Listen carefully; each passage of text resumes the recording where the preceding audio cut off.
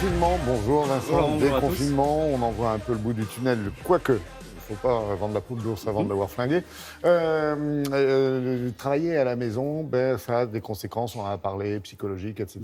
Et on peut éviter quand même d'avoir toutes ces douleurs qui commencent à apparaître, dues, j'imagine, à des mauvaises postures, des mauvaises habitudes, puis peut-être un peu l'habitude de rester à la maison, confiné. Il y a un peu de tout ça. J'ai encore eu des patients hier qui avaient des douleurs dans le dos, dans l'épaule, dans les cervicales. Et finalement, ils ne font pas toujours le lien avec le fait d'être à la maison, d'être inactif, d'être voire sédentaire un peu, d'avoir des postures prolongées plutôt que des mauvaises postures.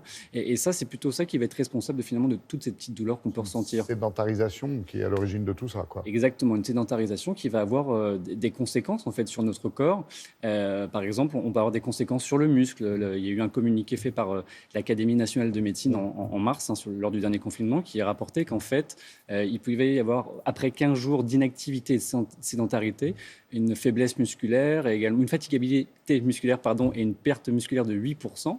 Lors des conditions de confinement de 4 à 6 semaines, on peut avoir aussi ce qu'on appelle une amyotrophie. Une amyotrophie, c'est une perte du volume musculaire, de la masse et également de la force musculaire, qui peut avoir des conséquences chez les personnes âgées lorsqu'elles vont pouvoir se déplacer. Ça peut créer des chutes.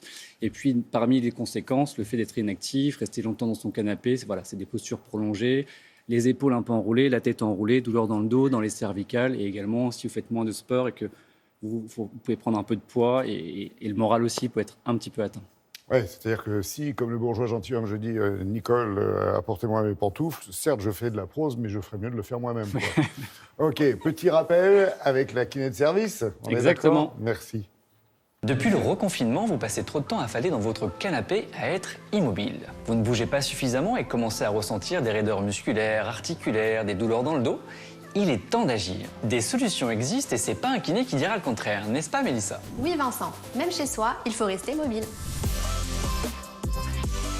Dans la journée, sous la douche ou encore devant la télé, le dos et les épaules sont souvent enroulés et avec le temps, ça peut faire mal. Alors n'oubliez pas d'être actif, quoi que vous fassiez. Ça commence dès le réveil. Encore bien au chaud sous la couette, restez allongé, mais placez un oreiller sous les omoplates, ce qui permet d'améliorer votre respiration et d'étirer vos abdos. Quand vous vous brossez les dents, profitez-en pour étirer les quadriceps. Pour faire travailler vos muscles du dos, faites le chandelier. Devant la télé, asseyez-vous sur le sol. Adossez-vous contre votre canapé, main derrière la tête, c'est bon pour votre dos. Quand vous passez l'aspi, pour travailler les fessiers, pensez à faire des fentes. Privilégiez les escaliers. Avec votre tablette, mettez-vous sur le ventre en position Superman ou Supergirl. Enfin, pensez à manger équilibré. Surveillez votre poids. Hydratez-vous, respirez, dormez bien et faites du sport au moins 30 minutes par jour. Si la douleur persiste, vous pourrez prendre du paracétamol à posologie adaptée et en l'absence de contre-indication. Pensez au chaud. Une bouillotte, un linge, une douche sur les cervicales ou les lombaires feront l'affaire. Pratiquez des étirements avec prudence. Étirez votre dos et enfin, faites le sphinx. Si les symptômes persistent, consultez un médecin. Il pourra, si besoin, vous orienter vers un kiné. Sachez-le, même les kinés font de la téléconsultation, alors n'hésitez pas. En attendant, faites Supergirl. Ou Superman. Et surtout, prenez soin de vous.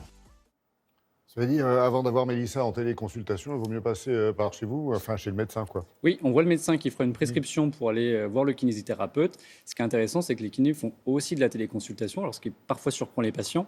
Donc, première chose, vous prenez rendez-vous avec votre kiné, vous lui demandez s'il fait de la téléconsultation. Si c'est le cas, il faut être équipé d'un téléphone, d'une tablette ou d'un ordinateur avec une caméra.